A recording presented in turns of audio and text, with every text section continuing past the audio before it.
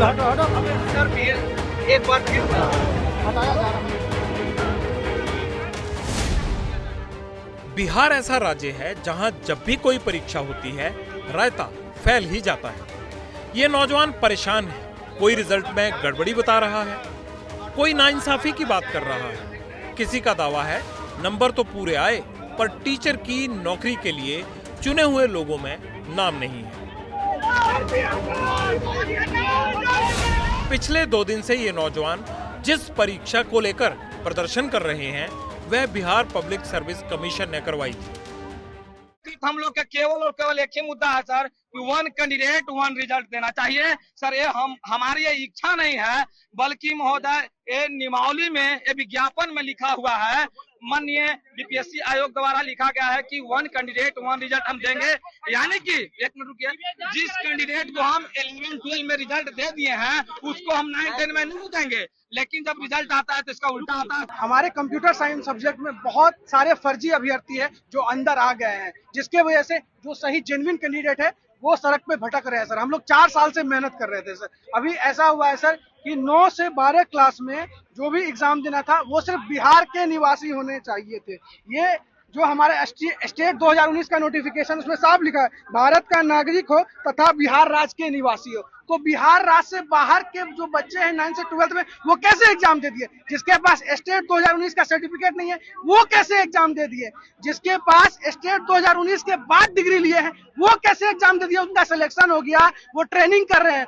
हम ये कहना चाह रहे हैं सर कि जो भी गड़बड़ है 2019 में स्टेट पास नहीं है, जिसका पीजी 2019 के बाद है, वो सब बिहार के बाहर का कैंडिडेट है, वो सबको बाहर कीजिए सर, क्योंकि 11-12 में ये आपका बिहार के अलावा और कोई भी एलिजिबल नहीं है सर।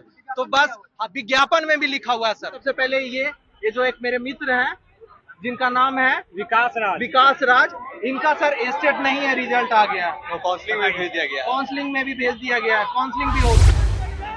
अभ्यर्थियों की बात सुनी, गुस्सा भी देखा, अब सुनिए मसला क्या है। बिहार लोक सेवा आयोग ने टीचर की भर्ती के लिए 1,70,368 वैकेंसियां निकाली। अगस्त महीने में 24, 25, 26 तारीख को एग्जाम हुआ। 2 महीने के अंदर 18 अक्टूबर को रिजल्ट निकला और 1,22,336 सफल उम्मीदवारों का नाम डिस्प्ले हो गया। एग्जाम उन लोगों ने भी दिया जो पहले से कॉन्ट्रैक्ट पर नौकरी कर रहे थे। इनमें 28,000 से ज्यादा पास भी हुए। दूसरे राज्यों के भी 14,500 कैंडिडेट्स सफल हुए। अब इसी रिजल्ट पर हंगामा मच गया। बिहार के अलग अलग जिलों में रहने वाले लोगों ने आरोप लगाया कि जिन लोगों को पास किया गया उनमें से कई लोग बुनियादी शर्तों को ही पूरा नहीं करते। किसी की डिग्री पूरी नहीं है तो कहीं उन लोगों को भी नौकरी मिल गई जिनको मिलनी चाहिए ही नहीं थी। जो की मांग है, हमारी भी मांग है कि काउंसलिंग सही से किया जाए, फर्जी डॉक्यूमेंट्स पे कोई बहाली ना हो। अभी बहुत सारे ऐसे अभ्यर्थी हैं जो फर्जी डॉक्यूमेंट्स लगाकर नियुक्ति पत्र ले लिए हैं। कल ही मुकेश कुमार सिंह नाम के एक अभ्यर्थी जो झारखंड के बीपीएससी आए थे, हमने दिखाया भी था कि वो एसटीईटी पास नहीं है, फिर भी उनको 11-12 के लिए हिस्ट्री सब्जेक्ट में मिल गया नियुक्ति पत्र, जबकि उनके पास एसटीईटी का सर्टिफिकेट नहीं है। तो कैसे उनको ज्वाइनिंग लेटर मिल गया? कैसे उनका काउंसलिंग हुआ? जहाँ काउंसलिंग हुआ उन लोगों ने क्यों नहीं एसटीईटी का सर्टिफिकेट उनसे मांग किया?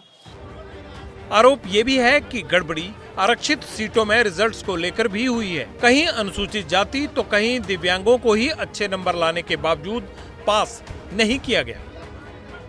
एससी कैटेगरी में मात्र 73 पॉइंट समथिंग क्यों सर? क्या एससी कैटेगरी में बच्चे नहीं हैं? आखिर उसमें 3100 प्लस पर क्यों आपने सीट बचा लिया?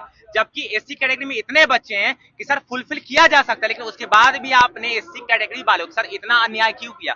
सर मैं आपसे यह निवेदन करूंगा सर कि आप एससी कैटेगरी जो भी सीट आपने बचाए हैं आप उसे फुलफिल करें, जिससे कि सभी, क्योंकि एससी कैटेगरी के जो बच्चे होते हैं ना सर वो गरीब होते हैं, काफी निचले तबके के होते हैं। कि जो आप वैकेंसी निकाले हैं उसमें नियोजित वाला को भी लाती है, उसमें सीटेड फेल वाला भी है, डीएलएड फेल वाला भी है, कुछ बीएड का भी है। आप बताइए कि जब ऐसा ही करना था आप आदमी वैकेंसी नहीं देते, आप नियोजित वाला को रोज पहले से नौकरी में है उसका फिर आप लोग को उसी में पर दे दिया है, उसको तो डिपार्टमेंटल होता है, उसको पर तो उसमें आगे बढ़ता है, प्रमोशन होता है। हम लोग को ही रिजल्ट पर क्यों फिर से पढ़ा दिया गया? उसको तो हटाना चाहिए। उसके साथ सीटेड फेल डीएलएड से फिर सब हटाना चाहिए। उसके साथ साथ फर्जी को भी हटाना चाहिए।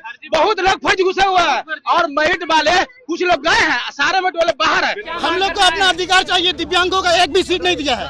बस हम लोग हाई कटअप से हाई नंबर ला रहे हैं, फिर भी हम लोग को नहीं पास।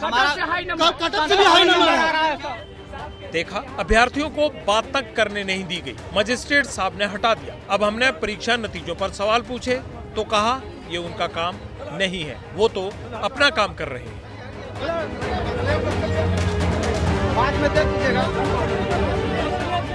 पर बैठना इलीगल था, गलत था, इसलिए उनको समझा बुझाकर यहाँ से हटा दिया गया कि आपको अपनी मांग को लेकर बैठना ही है तो गर्दनी बाग जाइए, डीएम कंट्रोल रूम से अनुमति लेकर वहाँ अपनी बात रखिएगा। सिक्योरिटी तो टाइट करना ये हमारा फ़र्ज़ है, इसलिए कि हमें लॉ एंड ऑर्डर देखना है।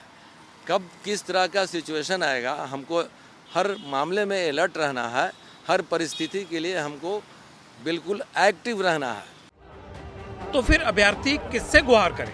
बीपीएससी का कहना है कि हमारा काम रिजल्ट निकालना था, सो निकाल दिया। अब डॉक्यूमेंट में गड़बड़ी है तो ये काम शिक्षा विभाग देखे।